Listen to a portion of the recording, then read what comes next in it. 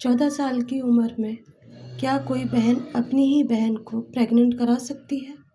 अस्सलाम वालेकुम my YouTube family, कैसे हैं आप सब? उम्मीद करती हूँ ठीक होंगे। मैं भी आप सबकी दुआओं के साथ में ठीक हूँ। गरीबी और लालच इंसान को हैवान बना देता है। मेरे साथ भी कुछ इस तरह से ही हुआ। हम 3 बहनें थीं और मैं सबसे छोटी थी। गरीबी इतनी थी कि घर के हालात देख देख के रोना आता था। एक वक्त खाने को मिलता तो दूसरे वक्त बैठना पड़ता। कभी कभी तो भूखे सो जाया करते और बस ये सोचा करते कभी तो हमारे हालात सुधरेंगे। मेरी बड़ी वाली बहन अक्सर एक लड़के से मिला करती थी और मैं उससे ये कहती थी कि बहन, हमारे पास दौलत नहीं है, सिर्फ इज्जत है, उसको तो ऐसे मत कर। लेकिन वो कहती थी कि ये मुझे अच्छे अच्छे कपड़े देता है, अच्छी चीज़ें ला के देता है, यहाँ तक कि फ़ोन भी ला के दिया है उसने, मेरा रिचार्ज भी कराता है। बाबा तो ये सब कुछ नहीं करा सकते, तो मैं इससे ही अपनी ज़रूरतें पूरी करा लेती हूँ और इसकी ज़रूरत मैं पूरी कर देती हूँ। मुझे कुछ भी नहीं पता था क्योंकि मेरी उम्र 14 साल थी और ना ही मैंने दुनिया को देखा था। मैं तो अपनी माँ के पल्लू के पीछे पीछे फिरती, जबकि बीच वाली बहन भी आजकल रास्ते पे लग चुकी थी। गरीबी के आलम में जहाँ हमें सर छुपाने के लिए सिर्फ हमारे पास छत थी, वो अच्छे अच्छे लिबास पहनती और अच्छे अच्छे कपड़े पहनती और कभी कभी खाने के लिए कुछ अच्छी अच्छी चीज़ें भी लाती। जब एक दिन अम्मी को पता चला तो अम्मी ने कहा, ये सारी चीज़ें कहाँ से आती हैं? अब्बू भी परेशान रहते थे तो इसलिए हम पर ध्यान ही नहीं देते थे।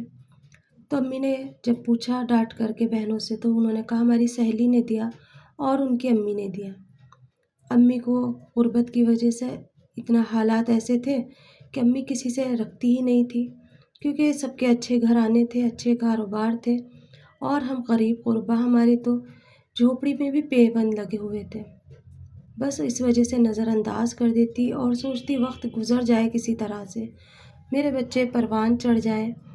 पढ़ाई में हमारा बिल्कुल भी मन नहीं था, क्योंकि हमारे पास ना तो कोर्स के पैसे होते और ना ही हमें स्कूल जाने के लिए फ़ीस मिलती।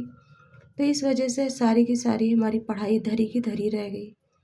बस हमारी बहनें इश्क में लग चुकी थी और मैं ये सोचा करती, कभी कोई बात अगर अब्बू को पता चल गई तो फिर क्या होगा।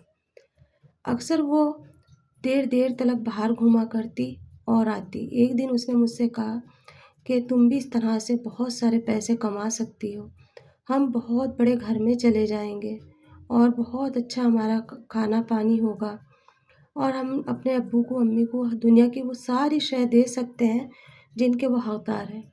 पर वो समझ नहीं पा रहे हैं कि हम कैसे कर सकते हैं ये सब।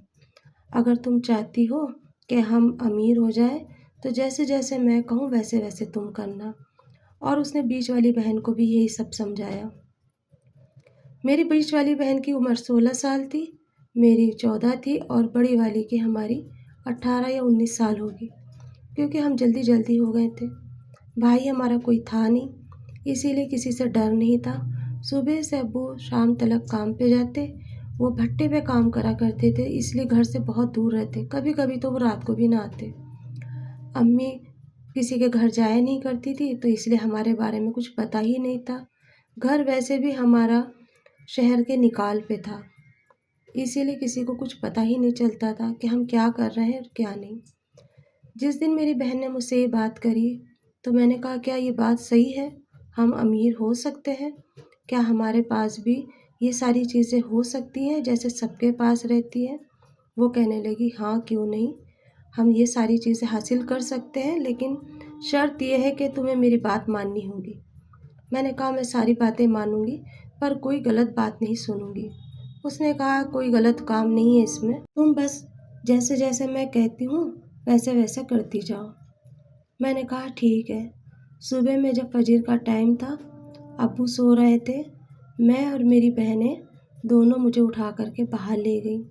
बाहर एक लड़का खड़ा था और कहा, इसके साथ तुम चली जाना जहाँ ये लेके जाएगा और उस तुम्हारे पीछे पीछे कल को हम भी आ जाएंगे।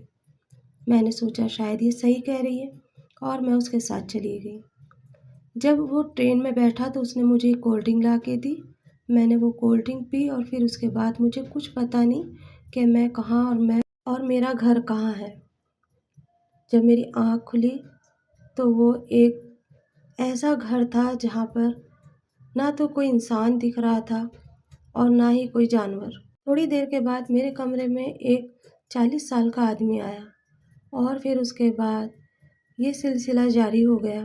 کبھی کوئی آ رہا تھا تو کبھی کوئی آ رہا تھا، آنا جانا لگ رہا تھا، میری چیخ و پکار نکل رہی تھی، پر وہاں میری سننے والا کوئی نہیں تھا۔ میں رو رہی تھی اور کہہ رہی تھی مجھے گھر جانا ہے، بابا یاد آ رہے ہیں، امی یاد آ رہی ہے، باجی نے مجھے کہاں بھیج دیا۔ میرے آواز کو کوئی سننے والا نہیں تھا اور اگر میں زیادہ روتی تو مجھے مارتے۔ پھر اس کے بعد میں اسی طرح سے وقت گزرا اور 1 مہینہ ہو گیا۔ میرے بابا نے وہاں پر پولیس کو اطلاع دے دی تھی اور پولیس مجھے ڈھونڈ رہی تھی، لیکن میں تو اس شہر سے بہت دور تھی۔ ایک دن اچانک ہی ہمارے جہاں پر میں تھی وہاں پر پولیس آ گئی اور انہوں نے مجھے ان لوگوں سے چھڑوا لیا۔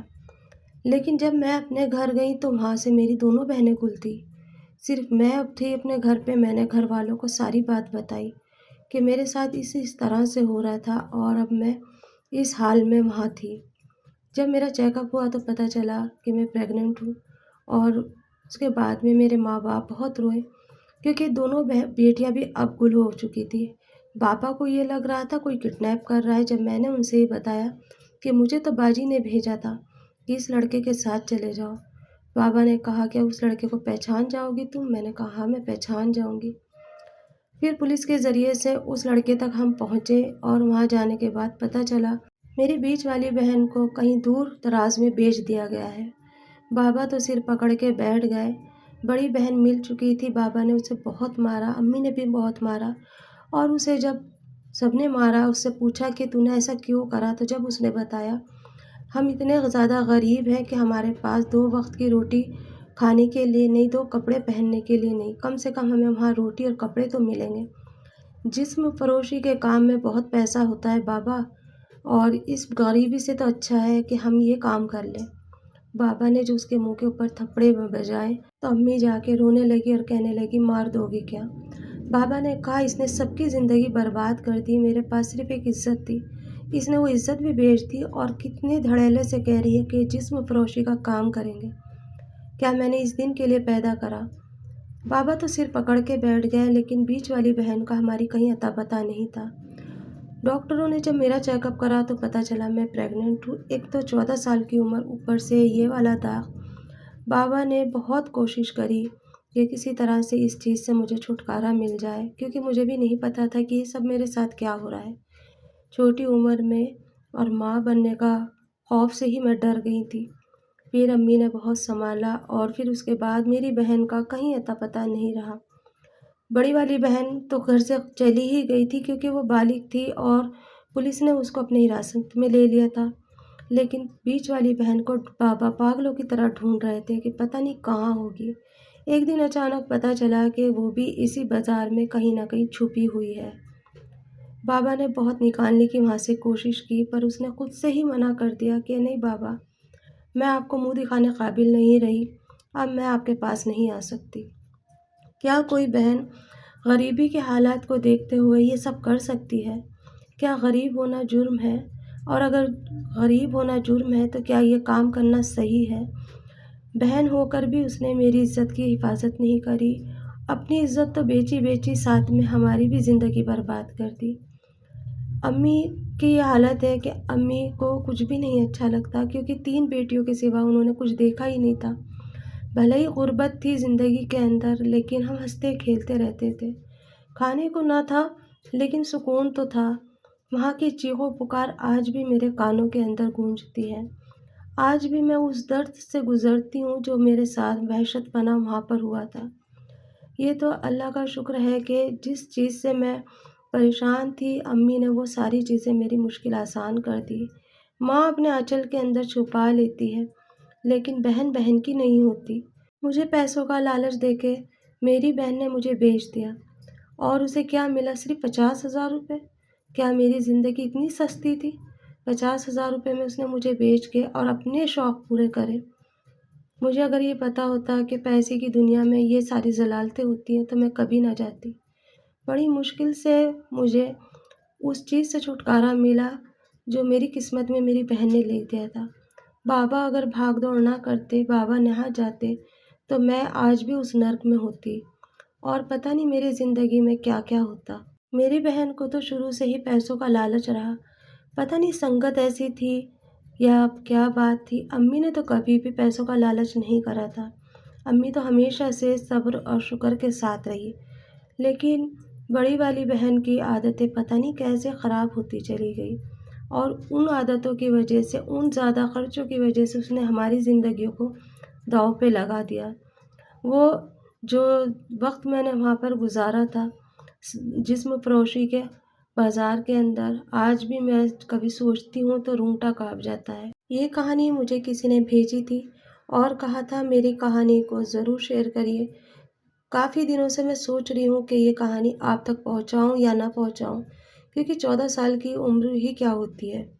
नाम वगैरह मैंने किसी का नहीं बताया। ये उन 3 बहनों की कहानी थी जो अपनी ही सगी बहन ने अपनी सगी बहनों को भेज दिया था। आगे की कहानी मुझे कुछ भी नहीं पता, जितनी उन्होंने मुझे कहानी दी थी, मैंने उतनी ही आप लोगों के साथ शेयर करा। बीच वाली बहन का तो पता नहीं चला, बड़ी बहन को पुलिस ने गिरफ्तार करा और छोटी बच्ची अभी अपने माँ-बाप के साथ है।